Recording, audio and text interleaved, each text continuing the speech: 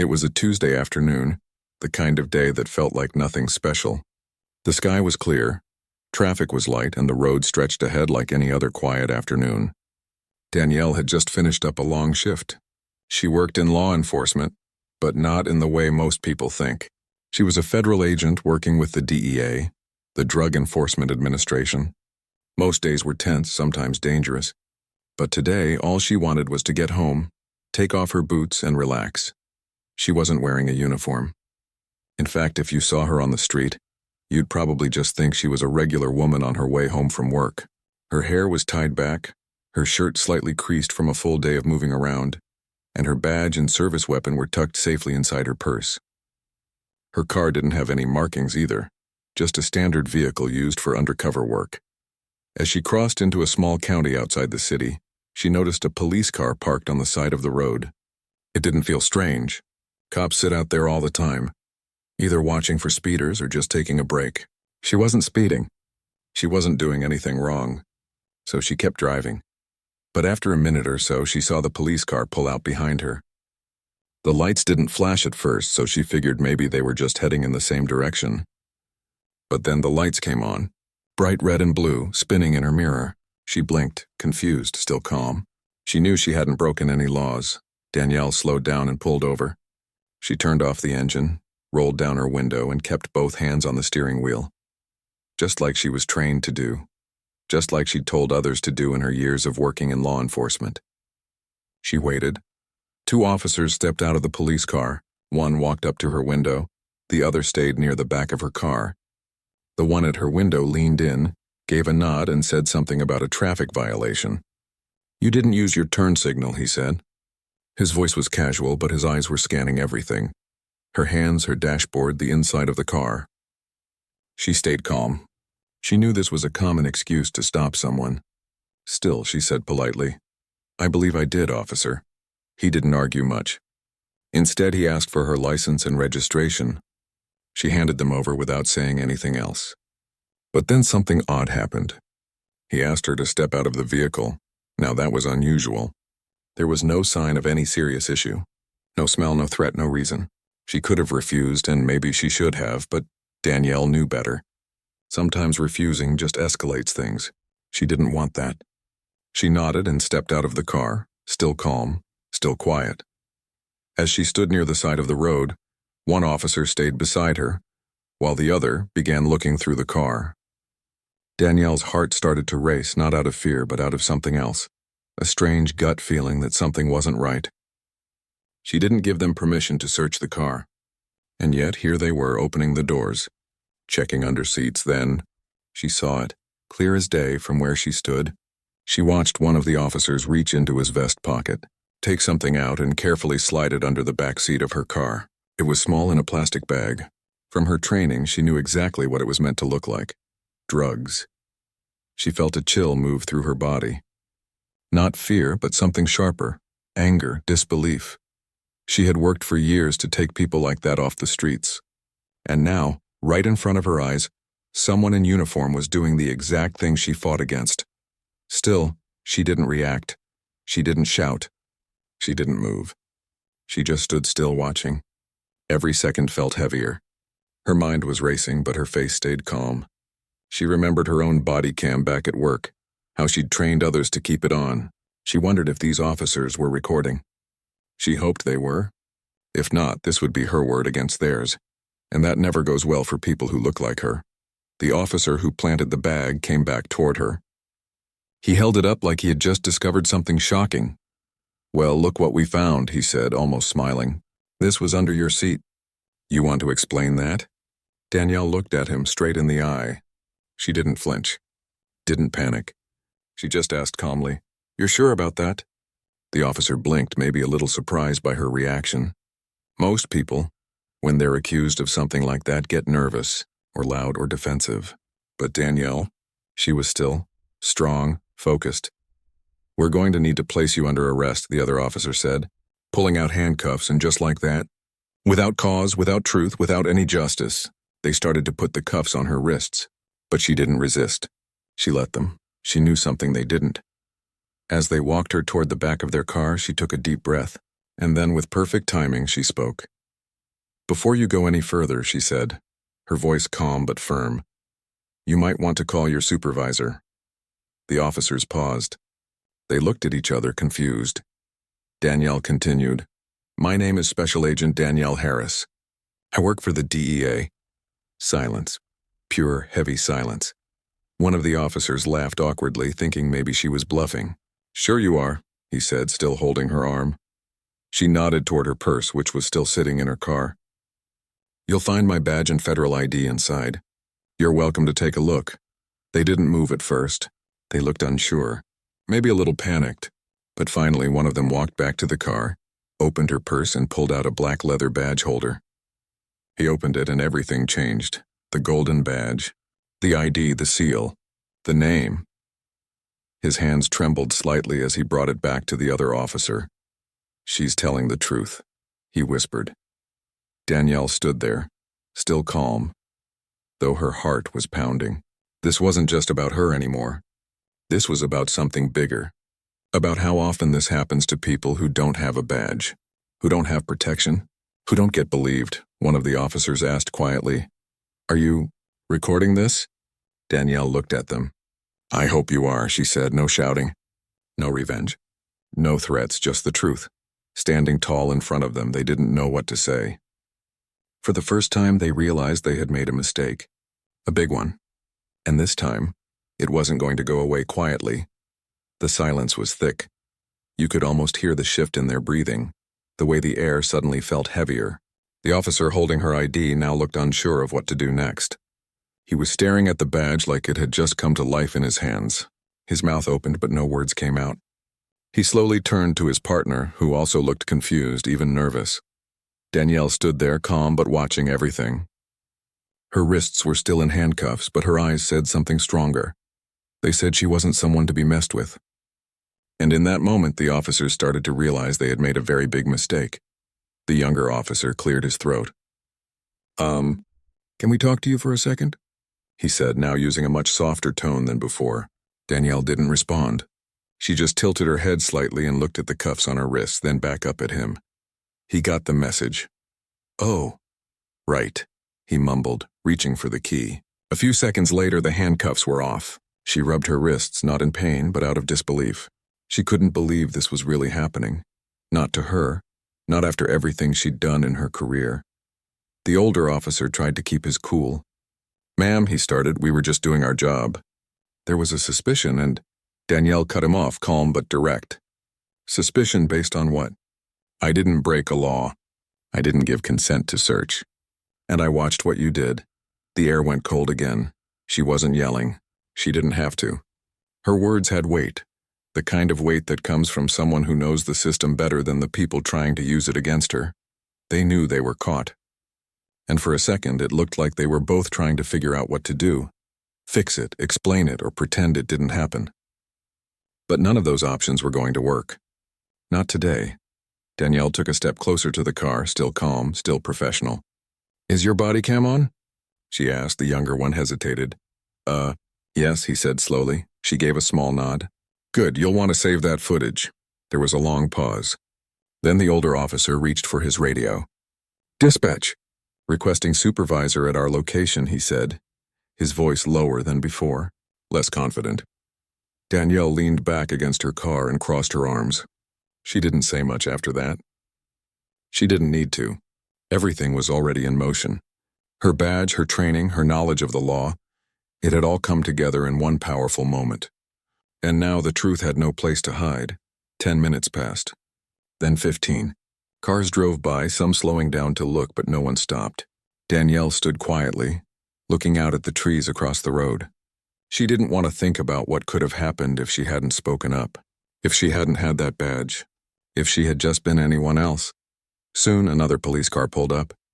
A man in a clean uniform stepped out, the supervisor. He was older, maybe in his late 50s, with gray hair and a clipboard in hand. He looked at Danielle first, then at the two officers, then back at her. "What's going on here?" he asked. Danielle stepped forward.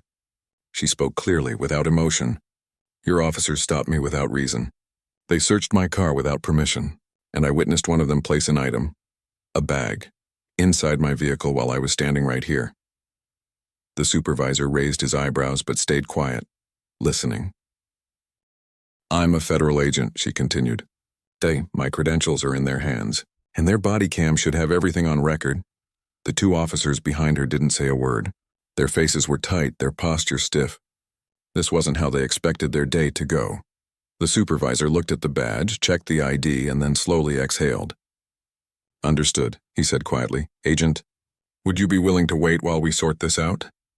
Danielle nodded. I'm not going anywhere. And so began the process. Over the next hour, more officers arrived, some to review footage, some just standing by, unsure of what was happening. Danielle remained calm and quiet, answering questions when needed but saying little else. She knew this wasn't over, not by a long shot. After watching the footage on site, one of the senior officers looked stunned. His face had gone pale.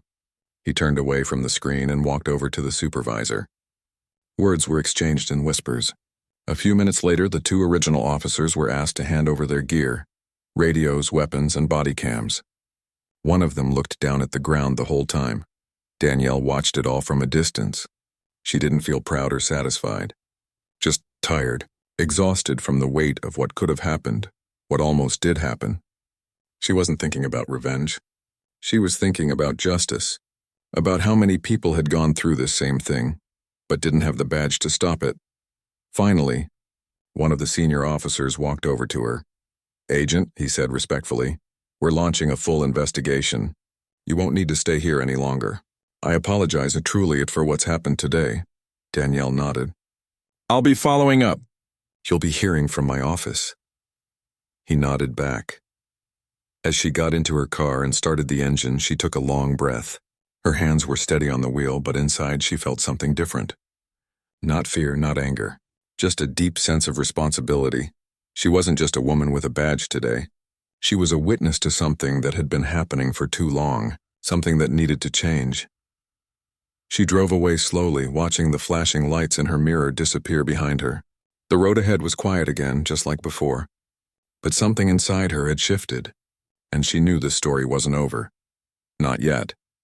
After leaving the roadside, Danielle felt a strange mix of relief and tension. The immediate danger was gone, but she knew the fight was far from over. What had happened was more than just a bad stop. It was a sign of something deeper and more troubling. She thought about the two officers who had stopped her. What would have happened if she hadn't been a federal agent? If she hadn't known exactly how to handle the situation? If she hadn't recognized the moment they planted the evidence? For many people, especially those who don't have a badge or a voice in the system, that moment could have led to something much worse. Arrests, court battles, or worse, a life forever marked by an unfair accusation. Driving home, Danielle replayed the encounter in her mind. The calm way she had spoken, the moment she revealed who she was, and the stunned silence that followed. But she also thought about the officers' fear when they realized they were caught. What had made them do this in the first place? Was it a mistake? Was it something more? She didn't know, but she wanted answers. Once home, she sat down at her kitchen table, still in her work clothes, and picked up her phone. The weight of what had happened felt heavier now that she was alone. She dialed her supervisor's number. Hi, she said quietly when he answered. I want to report the incident on the road today. I need to make sure there's a full investigation. Her supervisor was surprised but supportive. Thank you for letting me know, he replied. We'll take this seriously. No one should be treated that way, especially someone from our own team. Danielle hung up and sighed. The next steps were going to be complicated. She knew the officers involved would deny everything, try to cover their tracks, but she was ready. She had the evidence, the body cam footage, her own testimony, and the badge that had saved her. The next day, Danielle went to the DEA office. Her coworkers greeted her with concern. News traveled fast. They asked questions, but she didn't want to relive the moment again and again. Instead, she focused on what needed to happen. Her supervisor arranged a meeting with the local police chief and representatives from the Department of Justice. Danielle sat in the room with them, explaining exactly what had happened. She showed the footage and spoke clearly about the officers planting the drugs. The room was silent except for her voice. Everyone was listening. The police chief looked uncomfortable. "If this is true, it's unacceptable," he said carefully. "We will conduct an internal review immediately." Danielle nodded but knew these promises were often just words. Sometimes departments protected their own no matter what. That's why the DEA was involved. The federal government had the power to investigate where local authorities might not. As the weeks passed, the investigation unfolded. Danielle was asked to give detailed statements and provide all her evidence. The two officers were placed on leave while the authorities looked into their actions. It was a strange feeling for Danielle. She was both the victim and the witness, the person who had been wronged and the one fighting for justice. During this time, Danielle thought a lot about the people who don't have her privileges, people who get stopped for no reason, searched without cause, and accused unfairly. She thought about how many had been silenced because they didn't have proof or a voice. One afternoon, she was invited to speak at a community meeting about her experience. The room was filled with people from all walks of life: parents, students, workers. Some had stories similar to hers. Others had faced discrimination in other ways. She stood up and spoke honestly. "I'm here not because I'm special, but because I was lucky. Not everyone gets to prove their innocence so quickly. Not everyone is believed when they say they didn't do anything wrong." The crowd listened quietly. Some nodded.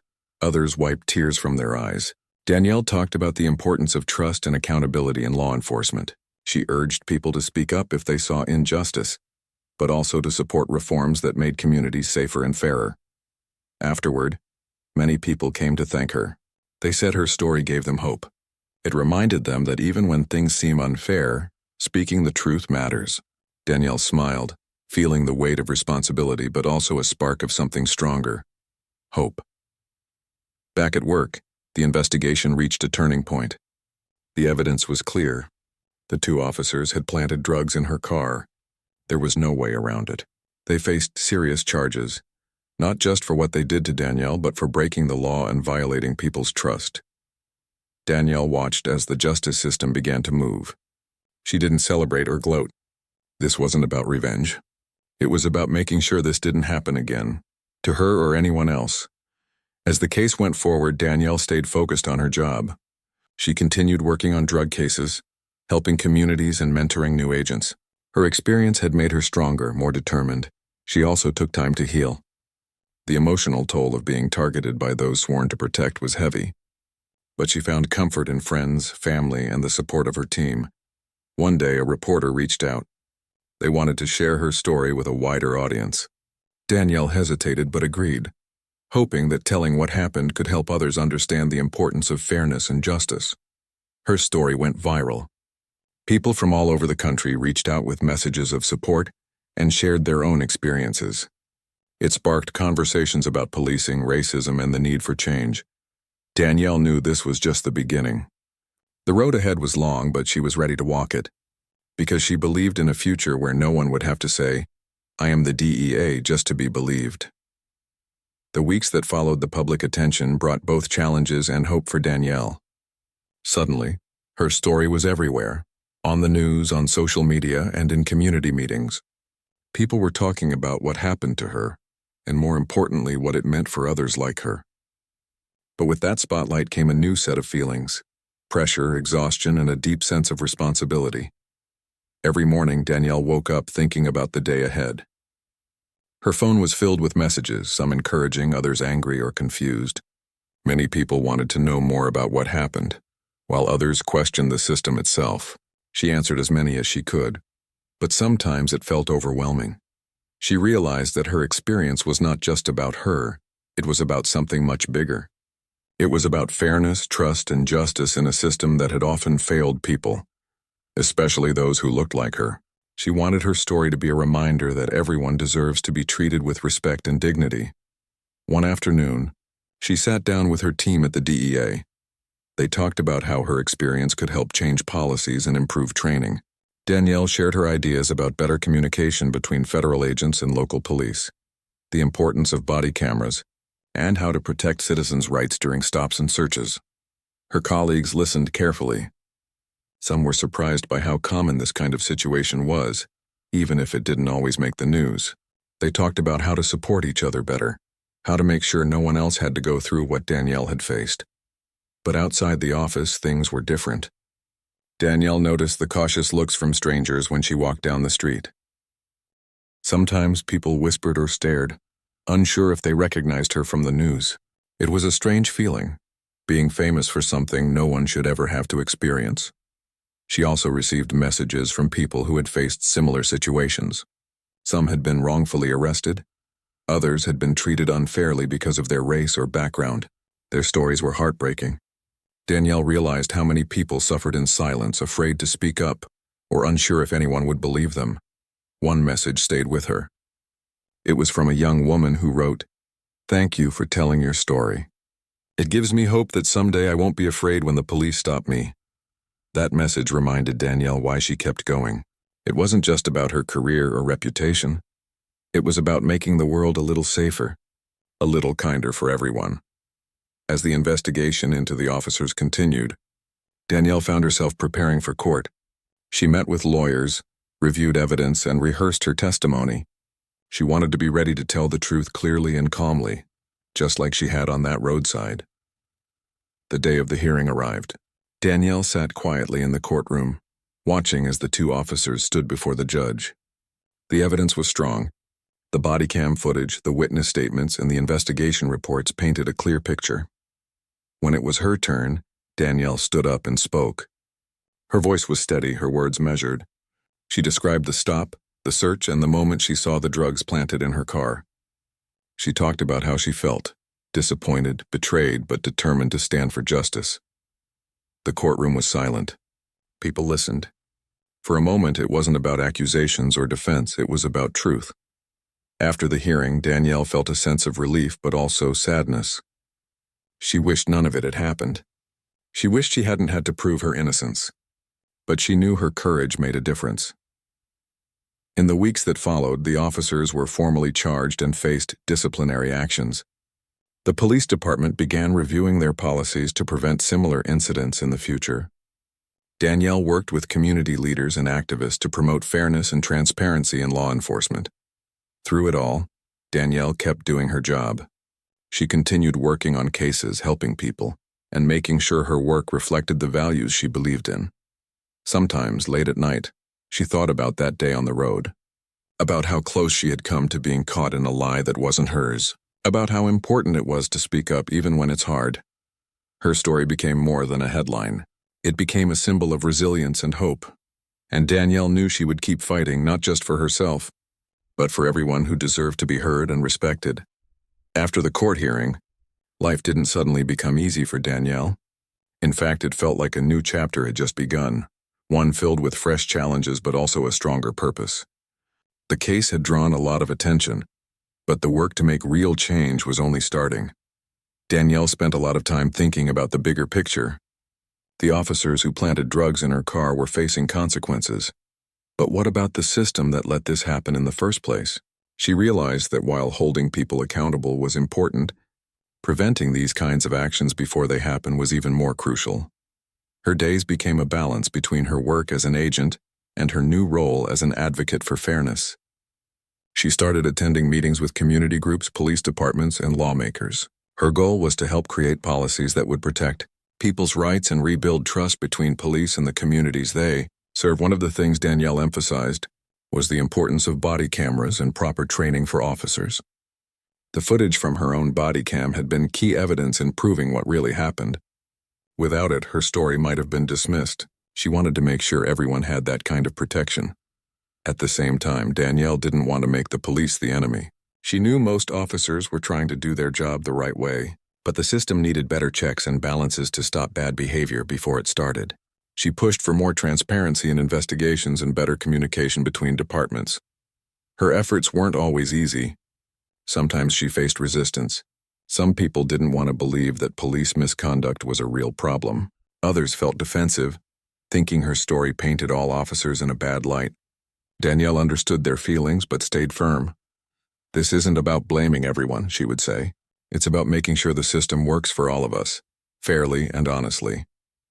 Outside of her work, Danielle took time to reconnect with her family and friends. The past months had been stressful and exhausting. She needed those moments of normalcy, laughing over dinner, sharing stories, and simply being herself.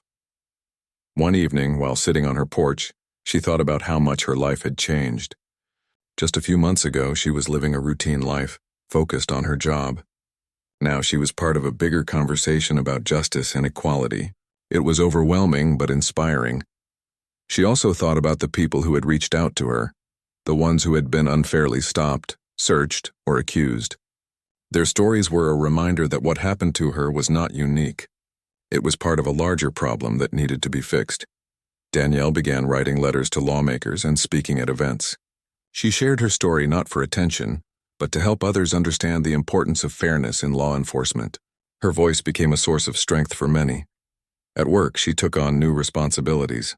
She helped train new agents on how to handle stops and searches ethically and respectfully. She emphasized the importance of knowing the law and treating everyone with dignity. Her story also encouraged other agents to speak up if they saw something wrong. Danielle wanted to create a culture where honesty and justice were at the center of their work. Meanwhile, the investigation into the officers' actions continued. Danielle stayed informed but didn't let it consume her. She knew that real change took time and effort from many people, not just one case. One day she received a letter from a young woman who had been wrongfully accused by police. The letter thanked Danielle for her courage and said it gave her hope. It was a powerful reminder that her story mattered. Danielle realized that the fight for justice was not just about the law, it was about people's lives. It was about making sure no one had to live in fear of being wrongly accused or treated unfairly. She decided to start a support group for people who had experienced police misconduct. The group would offer a safe space to share stories, find resources, and support each other. Danielle wanted to help people heal and find their voices. The group quickly grew. People from different backgrounds came together, united by their shared experiences. They talked openly about pain, fear, and hope. Danielle listened and learned from their stories, feeling a deep connection. Together, they planned community events to raise awareness about police accountability and rights. Danielle spoke at schools, churches, and local organizations. Her message was clear: everyone deserves respect and justice. Through all this, Danielle kept working hard at the DEA. She knew the work was never done. Drug crimes were still a serious issue, but she believed that justice and fairness must guide every case. Her experience had changed her. She was no longer just an agent. She was an advocate, a leader, and a voice for change. She thought about the future, about a time when no one would have to prove who they are just to be believed. When stops and searches were done with respect and fairness, when trust between police and communities was rebuilt. Danielle knew that day would take time, but she was ready to be part of the journey, and so she kept moving forward one step at a time, one story at a time, working toward a better, fairer world for everyone. After months of working hard on the case and speaking out for change, Danielle felt both proud and tired. What she had been through was not easy, and she knew many people had suffered in ways even worse than hers. But she also saw the power of standing up and telling the truth. It made her want to do more. Her days were busy. Between her job at the DEA and her advocacy work, Danielle often found herself rushing from one place to another. But she didn't mind. She knew her efforts were helping more people understand what fairness really meant. One morning, Danielle received a call from a local community center. They wanted her to speak at a workshop about people's rights during police stops and searches. She agreed without hesitation. She believed that education was one of the best ways to prevent injustices. On the day of the workshop, the room was full of people, young and old, from many different backgrounds. Some looked nervous, others curious. Danielle started by sharing her story, explaining what had happened when she was stopped and how she had used her knowledge to protect herself. She spoke in a calm and simple way, making sure everyone could understand. She told them about the importance of staying calm, knowing their rights, and speaking up when something didn't feel right. Many in the audience nodded. Some even whispered that they had been in similar situations but didn't know what to do. Danielle answered their questions patiently, giving practical advice and encouraging them to stay safe while standing up for themselves. After the workshop, several people came up to thank her. One woman said, "I've been afraid to talk to police, but you make me feel like I can protect myself now." Another young man said, "I didn't know I had the right to ask for a lawyer right away." These moments reminded Danielle why she kept going. It wasn't just about her story or the officers who had done wrong. It was about giving people the tools to protect themselves and create change in their own lives. Back at work, Danielle continued to do her job with care and determination. She made sure every case she worked on was handled with respect and fairness. She mentored new agents, teaching them not just the law, but how to treat people with kindness. She also worked with local police departments, helping them improve their training. Sometimes she attended joint meetings where officers could ask questions and share concerns. Danielle believed that understanding each other's challenges could help build trust. One day, she received news that the two officers involved in her case had been officially fired from the police department. It was a small victory, but it sent a strong message. Actions like theirs would not be tolerated. Danielle felt a sense of justice, but also a reminder that many others still needed help. She knew there were countless cases where people didn't have a badge or a platform to speak out. That's why she focused so much on community education and support. Her support group for people affected by police misconduct grew stronger. Members shared their stories, helped each other find legal aid, and organized peaceful events to raise awareness. Danielle was proud to see how much the group had helped people feel less alone. One evening, after a long day, Danielle sat down with her journal. Writing had become a way for her to process everything: her feelings, her fears, and her hopes. She wrote about the progress they had made, but also about the road still ahead. She thought about the people she had met: the young woman afraid of police, the man who had lost his job after a false arrest, the mother worried about her children's safety. Their stories gave her strength. Danielle also reflected on her own journey.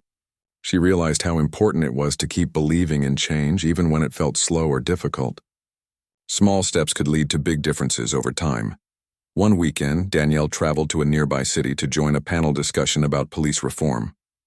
The event brought together activists, officers, lawyers, and community leaders. Danielle spoke honestly about her experience and what she had learned. She emphasized that change required everyone's effort: law enforcement, community members, and government officials. She encouraged people to listen, to learn, and to work together. The panel was well received, and Danielle met many people who wanted to collaborate on new projects.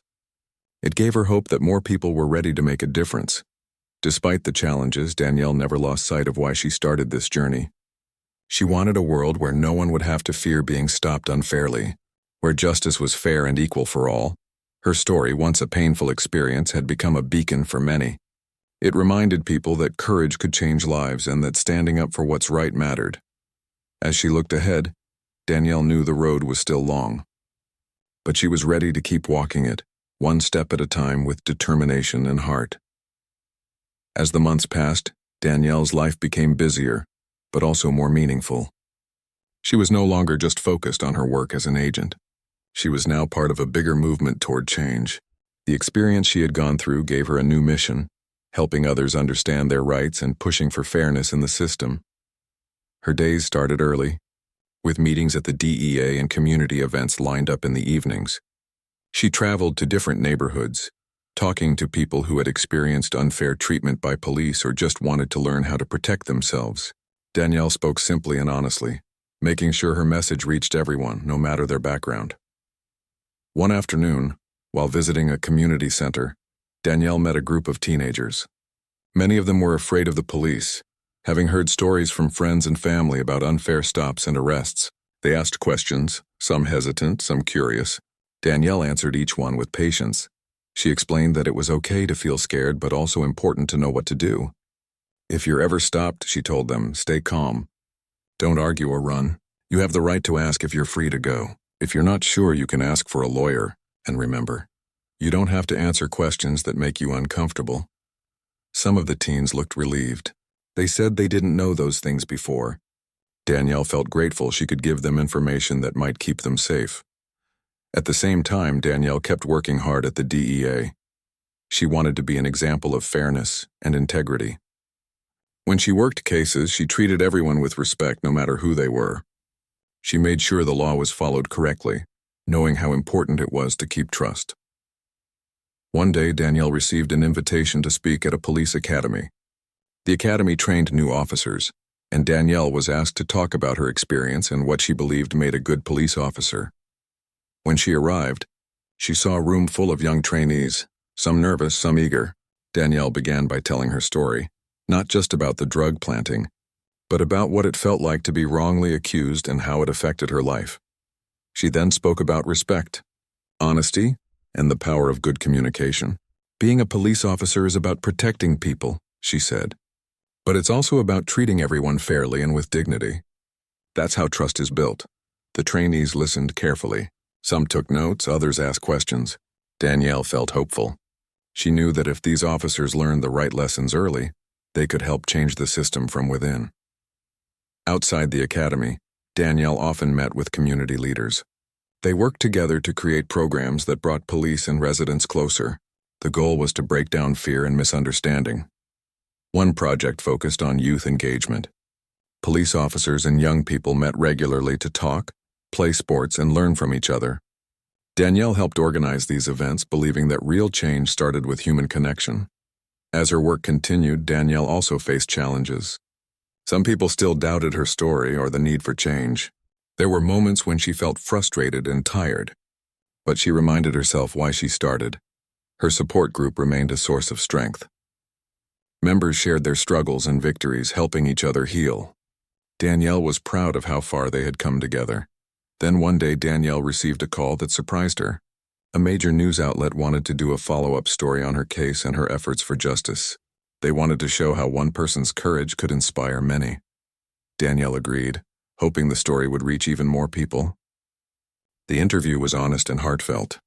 She spoke about the pain of being targeted, the fight for accountability, and her hope for a better future. When the story aired, the response was overwhelming.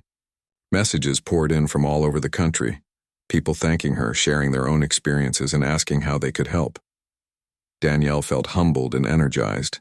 She knew that her voice was making a difference, but she also knew the work was not done. Her story became a symbol of resilience and hope. It reminded people that even when the system seemed broken, change was possible. Danielle kept pushing forward, balancing her roles as an agent, advocate, and mentor. She continued to fight for fairness, knowing that every step counted. And through it all, she never forgot the moment on the roadside when she said, "I am the DEA." It was a moment of truth that changed everything, not just for her, but for many others who deserved to be heard and respected. After everything Danielle had been through, she found herself thinking a lot about what the future might hold, not just for her, but for everyone affected by unfair treatment in the justice system. The road had been long and difficult, but it had also been full of lessons, growth, and hope. Danielle's story had reached far beyond her own community. It had inspired people across the country to speak out and demand change. Yet she knew real change didn't happen overnight. It was a slow, steady process that required patience, hard work, and courage. One of the most important things Danielle learned was how powerful one voice could be. Her willingness to speak up had brought attention to a problem many people faced but often kept quiet about. She realized that sharing her experience gave others permission to share theirs. Over time, Danielle continued to build bridges between communities and law enforcement. She believed that understanding each other's struggles was the key to moving forward. Trust, after all, was earned through honest conversations and respectful actions. Her work with youth programs grew stronger. Danielle often visited schools and community centers, talking to young people about their rights and how to stay safe. She encouraged them to dream big, to believe in justice, and to know their voices mattered. One day, Danielle was invited to speak at a national conference on police reform. She stood in front of a large audience, many of whom had faced similar struggles or were working to improve the system. Danielle shared her journey, the challenges she overcame, and the progress that had been made. She spoke about the importance of empathy, seeing people not as suspects or statistics, but as human beings with hopes, fears, and stories. She reminded everyone that justice was about fairness for all, not just punishment. After her speech, many people approached. Through it all, Danielle stayed grounded. She spent time with family and friends, enjoying moments of laughter and calm. She knew self-care was important to keep her strong for the work ahead. One afternoon, while reflecting on her journey, Danielle thought about the moment when she first said, "I am the DA." That moment of standing up for herself had changed everything. It had saved her from a false accusation and sparked a fight for justice that was still ongoing. Danielle realized that courage wasn't about never being afraid. It was about speaking up even when fear was there. It was about believing in what was right and being willing to stand alone if needed. Her story was a reminder that no matter how hard the path, every person had the power to make a difference. Change was possible when people came together, stayed determined, and refused to give up. As Danielle looked to the future, she felt hopeful. There were still many challenges to face, but there were also more voices joining the call for fairness and respect. She knew that with each new conversation, each new law, and each new understanding, the world became a little better. Danielle's journey was far from over, but she was ready. Ready to keep fighting, ready to keep speaking, and ready to keep believing that justice could be real for everyone. And so, with strength and hope, Danielle moved forward, knowing that her story was not just her own, but a part of a larger story of courage, change, and the power of standing up for what's right.